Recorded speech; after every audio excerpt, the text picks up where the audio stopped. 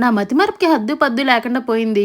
ఏమైందో చెప్తా. ఒకసారి ఇటు చూడండి. ఇక్కడ నుంచి చూస్తే విజయవాడ సిటీ వ్యూ మొత్తం చాలా బాగా కనిపిస్తుంది. ఈ సిటీ లైట్స్ యొక్క నైట్ వ్యూ ని మీరు కూడా చూడాలనుకుంటే ఖచ్చితంగా గాంధీ హిల్స్ కి వెళ్లాల్సిందే. విజయవాడలో ఎక్కడి నుంచి చూసినా కామన్ గా మనకి అంబేద్కర్ గారి విగ్రహం కనిపిస్తుంది. ఎందుకంటే అది అంత ఎత్తులో ఉంటుంది. మరి విజయవాడలో నేను ఎప్పటి నుంచో వెళ్ళాలనుకున్న ప్లేసెస్ లో ఈ గాంధీ హిల్స్ కూడా ఒకటి.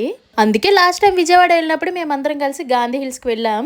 ఈ మినీ బ్లాగ్ ని ఎడిట్ చేశాను కానీ పోస్ట్ చేద్దాం అనుకుని మర్చిపోయానండి. అది అలాగే డ్రాఫ్ట్స్ లో ఉండిపోయింది. అమ్మ మతిమరుపు మహారాణి, నేను ఒక దాన్ని ఉన్నాను, నన్ను పట్టించుకొని ఈ వీడియో ఇప్పుడు నాకు అంటపడిందండి.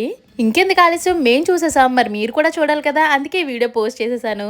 మేం వెళ్ళిన కాసేపటికి మా అక్క పిల్లల్ని కూడా తీసుకుని వచ్చింది. వెంటరావుగానే కింద ప్లే ఏరియా లాగా పిల్లలకి ఆడుకోవడానికి అన్ని ఉన్నాయి. వాటి వల్ల పిల్లలకి పిల్లలతో పాటు మాకు కూడా మంచి టైం పాస్ అయింది. గాంధీ గారి స్టాట్యూ చూడాలంటే కింద నుంచి మెట్లు ఉంటాయి. ఆ మెట్లు ఎక్కి పైకి వెళ్ళాలి. అసలే ఫిజికల్ ఎక్సర్సైజులు తక్కువ చేస్తామేమో, ఆ మెట్లు ఎక్కడానికి అయితే నేను చాలా కష్టపడ్డానండి బాబు. అబ్బాయి పైకి వచ్చిన తర్వాత వ్యూ ఇంకా బాగుంది. దుర్గగుడి కూడా కనిపిస్తుంది ఇక్కడ నుంచి. అసలు ఈ ప్లేస్ యొక్క హిస్టరీ ఏంటనేది కూడా మనం అక్కడ చూసి తెలుసుకోవచ్చు.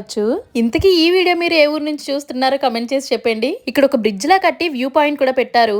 ఇక్కడ నుంచి కూడా చూస్తే మనం మంచి వ్యూని అయితే ఎక్స్పీరియన్స్ చేయొచ్చండి. మీరు కానీ విజయవాడలో ఉంటే, లేదంటే విజయవాడ ఎప్పుడైనా వెళ్తే మాత్రం మీ ఫ్యామిలీతో టైం స్పెండ్ చేయడానికి ఇది ఒక మంచి స్పాట్ అని చెప్తాను. వీడియో నచ్చితే లైక్ చేసి సబ్స్క్రైబ్ చేయడం మాత్రం మర్చిపోకండి.